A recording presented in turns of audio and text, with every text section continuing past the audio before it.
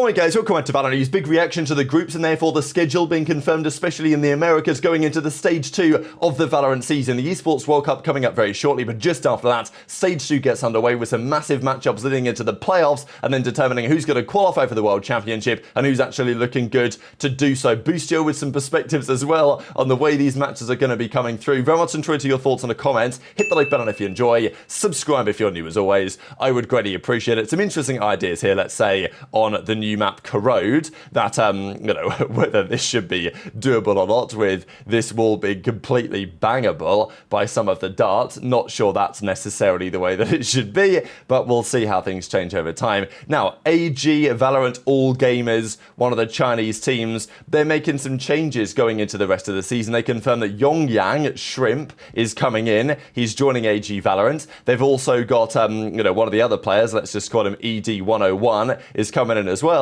But this is as a result of them getting rid of Paris. So it's kind of a funny turn of events, right? Because AG, of course, kind of struggled, but they decided to get rid of their coach, Paris. And the reason why Paris was talked about a lot is because, of course, the World Championship this year is in Paris, right? It's VCT Champions Paris, and people were like, well, how do you expect to get to Paris if you've not keeping Paris on the team, right? I've said Paris a number of different times. It feels like it's not even a real word anymore. But so Coach Paris, thanks for his time and wish him a bright future. But they're probably not going to go to Paris if they've not got a coach who knows how to get there, as it were. So yeah, obviously the obvious joke. Now, how are they supposed to qualify for Champions Paris with no Paris? So I think it's probably chalked for AG VALORANT, but we'll see what time says on that one.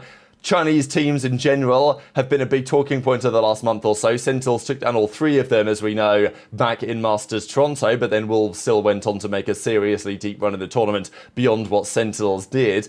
But Edward Gaming, they're back in action for the World Cup very shortly. They are going to be at that tournament, and for the rest of the year, they will be intending, after some recent roster drama, right? Kang and the Edward Gaming guys, they have been in a bit of a pickle. Gen.G was there, then he's gone. Then they've brought in, obviously, Simon, the big drama with that a little while ago. Then they've brought in their new player, Alphabet Man, or ZJC, I think as he goes by now. So they made a couple of changes. Whether that's going to be the difference maker for Edward, we'll see. As I said the other day, people are praising Paper X for they were struggling, they stuck with it, they made it work, but the team has also been very clear that Patman was a crucial factor, right? If they didn't bring in Patman for Mindfreak and make the change that they made, initially it was kind of a six-man thing, but then they stuck with it and it worked out emphatically, of course, back in Toronto.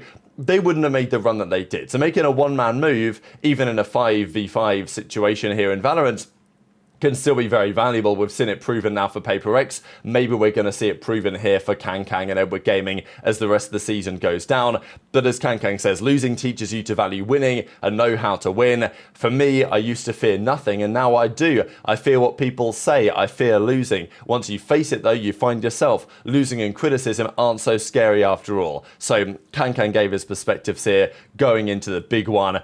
Also, talking of some of the coaching drama, Ito Parta, former Leviathan man, I don't know, I think they probably did confirm that he was going to be departing, but they've confirmed that he's actually going to be joining Focus, at least until the end of the year. So Ito Parta talked about it because there was a bit of drama on it where it wasn't there. Like you guys can see here that, on April was the last time he actually tweeted anything. And then Leviathan decided to go different ways, it seems, and now he's joining Focus and says going to help them for the rest of the season and help their boys for the run to Ascension. So we'll see if that works out for them and for him.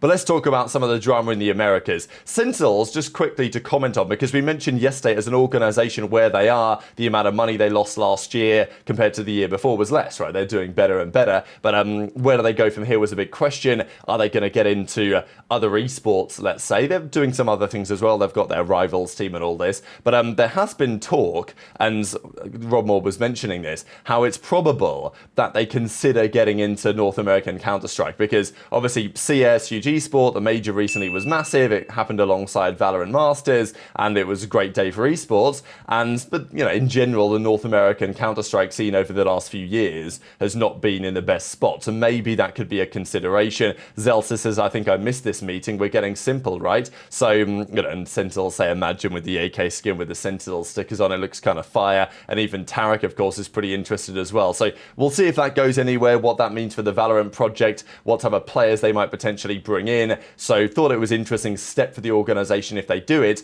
But what's also interesting are the matches coming up in stage 2. So just to note, the Chinese region begins right at the start of July. So in just a few days' time, there are matches in the VCT in China. And then the teams pause in China because everyone goes out to Riyadh for the World Cup. They play the World Cup, somebody wins and wins a hell of a lot of money. Then they come back and everything kicks off again for stage 2. Now, for the Americas, for the Pacific, for EMEA, that all happens after the World Cup, right? But for some reason, only for China, there's a couple of matches before. But for the other regions, this is why their matches begin on the 18th of July, as Com says, versus Loud on the 18th of July, versus MIBR on the 27th, versus NRG on the 1st of August, Crew on the 9th, and then 100T on the 15th. The times, and obviously Com with Leviathan, gonna whoop everyone's ass this split. Let's have some fun, fellas. Now, Boostio had a reply to this, but before we get there, let me just show you guys through what's happening this stage. This is the overall schedule, and these are your groups. So you guys can just about see them on the screen.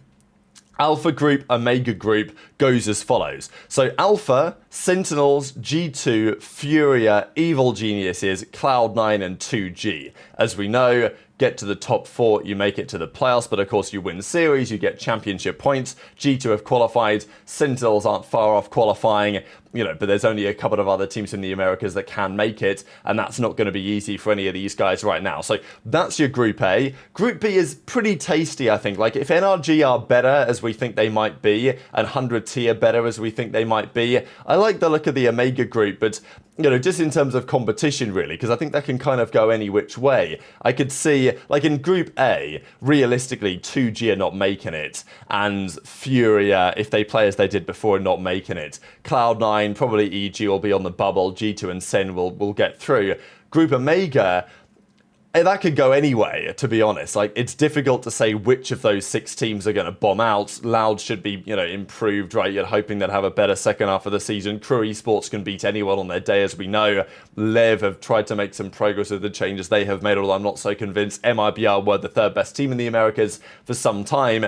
And then 100T and NRG feel like they're making progress. Both of them are going to be out there at the World Cup. So the matches are therefore going to go as follows. This is on the day 1 on the Friday that we saw Lev versus Louds. We've also got Cloud9 Furia on that day. Then 2G Evil Geniuses, Crew MIBR. 100T's first game is against NRG. And Sentinel's first game is against G2. So that's your Sunday, July the 20th sorted. Don't worry about that one. Then we've got obviously some other notable games. 100T played Crew in their second game. I'll just kind of go through some of the matches here. Sentinels played Cloud9 in the second game that they will play in the 3rd weekend anyway. So actually, yeah, that's the 3rd game. They'll play Furia second game, as you guys can see here. Then we've got G2 versus Evil Geniuses. Sen then play Evil Geniuses. And then their final game is against 2G. So Sentinels group, let's say, starts harder and then gets easier, theoretically, over time. And obviously, they would be expected to still not have too many difficulties getting at least to the playoffs. So that's how things look over there. Com was giving his perspective on it, as of course though did Boostio, because Boostio was in the replies, because Com says versus 100T, gonna whoop everyone's ass, no sweat. Boostio says, I don't know what you're talking about, Sunshine, and we played you on Lev before when it was Aspas, Mazzino, King, Tex and Com. You went 30 and 50 and we slammed you, and maybe the feeling is that the team nowadays, 100T, could be a bit better than it was back then, so he's not so convinced anyway that it's going to be particularly clean cut for the guys on Lev, but time will tell how these groups end up playing out. As we know, G2 are going to be there at the World Championship, but apart from that, it's all to play for, and the end of the season is massively integral, as we see. 18th of July, finishing roughly a month later on the 17th of August. Shortly after that, the playoffs happen, and then shortly after that, of course, is going to be the World Championship, right? So there's lots of Valorant to be played shortly. As I say, the other regions follow a pretty similar run to this. There's talk about the alternate studio they're going to use on a couple of days as well, but the other regions have a pretty similar run in terms of when it happens, apart from China, who have one of their weekends earlier and therefore presumably finish earlier, like sometimes happens, and then there'll be talk from some about the extra preparation time they may or may not get and whether Europe is getting screwed over again. But intrigued to your thoughts in the comments. Some scrimbucks to go through as well before we close out the video. 100T up 9-5, we don't know who against, unfortunately. Liv up 7-3, don't know who against, unfortunately. Envy up 9-4, don't know who against, unfortunately. We do have Liv played EG, that was 13-5, so at least we know that one, although they played Cubit and were down 11-5. So 11 much better. Who really knows? We talked about that one. 100T are up 11-4. Not sure who against right now, but it does seem like 100T are doing pretty well going into the World Cup, I will say. Cloud9 aren't going to be there, but they're up 19-4. We're not so sure who against, but very much enjoyed your thoughts, as always, in the comments below. Just one final thing from Durko I thought was pretty interesting. When is Beta 3 of the ranking coming, he says? Because on VLR, again, there's always a bit of a question, isn't there, about which teams get listed here. I know that they've tried to do a better job of this in the overall rankings, but it doesn't seem to paint the greatest picture, right? Because, like, let's just look at North America, for example. Any region, really, this is totally valid for. Yeah, G2, sure. NRG, second best. And then Sentinels, 100T. But intermingled with Envy and Ambrosia. Like, you know, the ELO rating that they use to calculate who are the best teams, I understand why it leads to this type of complication, but, you know, it's very difficult to imagine that Envy are really the third best team in the Americas. And even if magically they are, I think that it's pretty doubtful that Landor are the seventh best team or Blue Otter are the eighth ahead of Cloud9. And of course, the other teams in America not even mentioned, right? So yeah, BBL Pacific, the second best team in Europe. Mouse somehow there as well. Enterprise Esports in fifth ahead of BBL. So, you know, a bit of work probably to be done on this. But very much enjoyed your thoughts in the comments. Hit the like button if you enjoyed. Subscribe if you're new. Take care. And I'll see you next time.